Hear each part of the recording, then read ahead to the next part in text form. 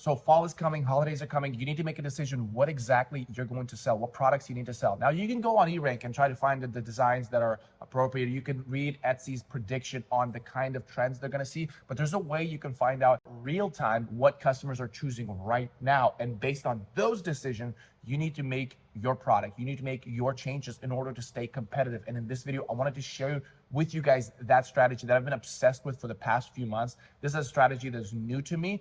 I should have been doing this a long time ago, but I just found the value of it and it's been really showing great results. So I want to share with you guys that strategy. By the way, I wanted to say that the prices for the course is going to go up on Monday. I initially did increase my price and they're like, hold on a second. I didn't tell people about this. Let me tell people about this first. And so I brought the price down to where it was and I'm going to go up. So if you've been on the fence of getting the course, this is your time. It's a great opportunity. The course is going to go up because I'm adding more stuff to it. The strategy is you go on the dashboard, you go down to your recent activities, and this is where people, if you made a sale or people favored it, and essentially you want the favors. What you do is you right click on their name. Make sure you don't click on their picture, but just right click on their name. What I've been doing, when a customer favors your listing, they've also favored other listings. They're kind of on the fence. Which one should I get? Should I get this one or this one? Now, if they've only favored your item, then you're gonna get a higher chance that they're gonna buy from you because they probably loved it and they're just gonna come back and buy it. But if they've favored other stuff, that you're kind of like standing as one of the options and they're gonna make a decision. What I started doing is, because the most important metric, one of the most important metrics is conversion rate. Now, they've been on your listing, they gave you the click-through rate. Then they favored it, which is also a metric, but now it comes to conversion rate. And you want them to convert to your listing because that's really what's going to rank you up to the top. And you want to make their choice easier.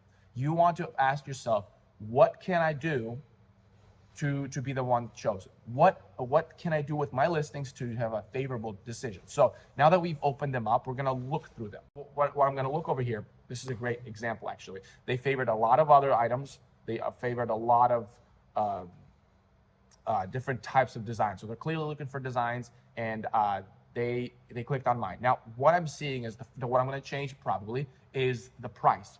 Now, these are plastic buckles. Now, I sell plastic buckles for $14. So I clearly have a better price advantage. Now, on this listing, I'm only selling metal dog collars or metal buckles. So what the first thing I can do is I can make sure that every single listing has an option for a plastic buckle. So if they're looking at the price, then I will be not thrown out because $22 and $16 is a whole different price point.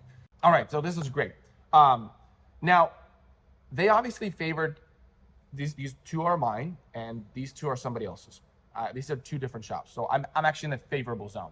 Now, if I was this shop, actually, this is what I would do. Let's just say I'm assuming that I'm this guy. What I'm going to see is that these people have, this person has metal buckles, okay?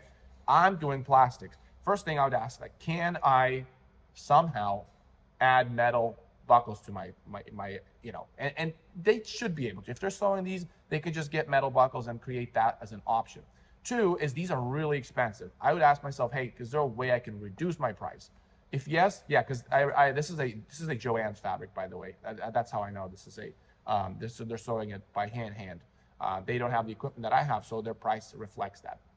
So I could ask myself, can I do metal buckles, and can I make them for an affordable price? Because when the customer is looking at it, like, wow, this is a metal buckle, and because this is a plastic buckle price. By the way, my plastic buckles are at $12.99 for the small, and it defaults to that. But my metal is like $19, I believe. So they're like, wow, this is a metal buckle. It's $19 on a small, and while this one is $26 on a small, obviously this is a better choice, and it's engraved in the metal. So it's like, yeah, this is going to be winning. So this is the thinking that I started doing, is looking at other competitors and say, what details do they have an upper hand on me, and how can I bring that detail into my listing so that I can communicate to the customers that I have that detail that you're looking for. Here, I'm going to show you my behind the scenes. So if you look at this a listing that I'm about to post, it actually came from the inspiration that I got from other listings that are starting to post these colors, and I'm like, okay, I need to stay competitive. I need to add the designs. Let me show you other ones. So this one I just posted as well. These are designs are coming out of that